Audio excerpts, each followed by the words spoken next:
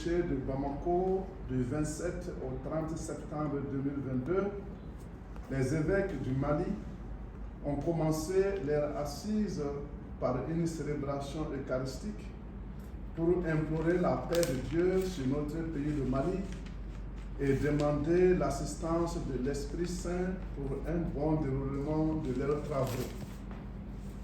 À l'ouverture de leur session, ils se sont réjouis de la bonne pluviométrie de cette année qui offre une bonne perspective pour les récoltes. Aussi, ils se sont réjouis des ordinations et vœux de religieuses qui ont eu lieu dans nos diocèses et souhaité un bon et fructueux ministère aux uns et aux autres dans le champ du Seigneur. Nous avons prié et rendu hommage aux évêques défunts de notre Église, communion fraternelle au service de l'Évangile. Aussi, nous avons porté dans nos prières les militaires et civils défunts de notre pays. Puisse le Dieu miséricordieux les accueillir dans son paradis, qu'il console les familles éplorées. Cette session ordinaire de notre conférence de septembre est une session pastorale. Elle traite des questions pastorales de l'Église au Mali. C'est dans ce sens que nous avons procédé au cours de cette session à la lecture et à l'adoption des documents fondements de certaines structures. Ainsi, nous avons examiné et adopté les cahiers de charges des commissions et secrétariats de la conférence épiscopale du Mali. La ratio nationaliste, institutionniste, sacerdotaliste, document fondamental concernant la formation à la vie et au ministère de prêtre au Grand Séminaire Saint-Augustin de Bamako. Le règlement intérieur de l'équipe pluridisciplinaire de réflexion de la conférence épiscopale du Mali. La synthèse nationale de nos travaux préparatoires au synode sur la synodalité qui aura lieu à Rome en 2023. Après la validation de ces textes, les évêques ont réfléchi sur comment mieux organiser la jeunesse catholique au niveau national et traiter des sujets relatifs à la préparation du pèlerinage marial national qui aura lieu les 19 et 20 novembre 2022 à Kita.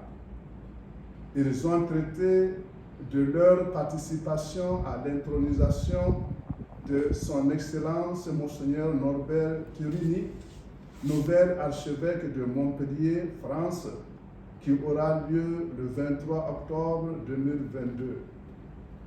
Les évêques ont aussi examiné la participation de notre Église à certains rendez-vous internationaux de l'Église universelle en 2023.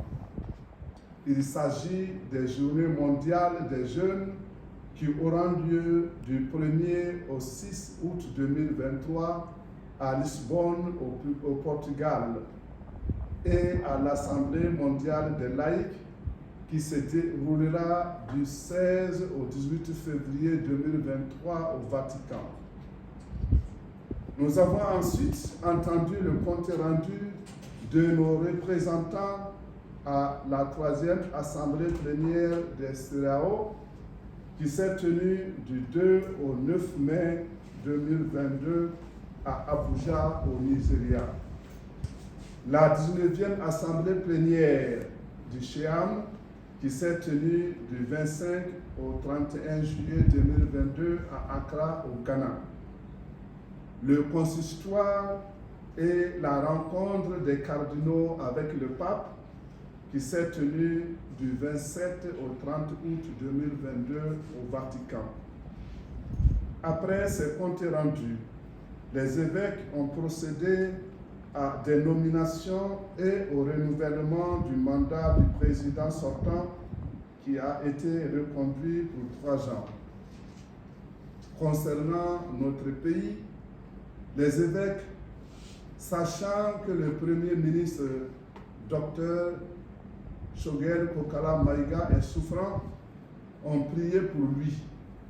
Ils lui souhaitent une meilleure santé et un prompt rétablissement. Aussi, ils ont examiné la situation que nous traversons. Ils se réjouissent du bon travail que font les autorités et du réveil patriotique des Maliens et des Maliennes. Ils les félicitent et les encouragent à continuer dans ce sens.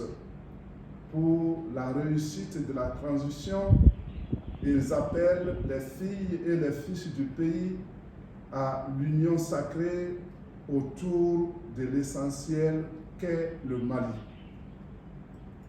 Aussi, ils souhaitent un dénouement heureux de l'affaire des 46 militaires ivoiriens.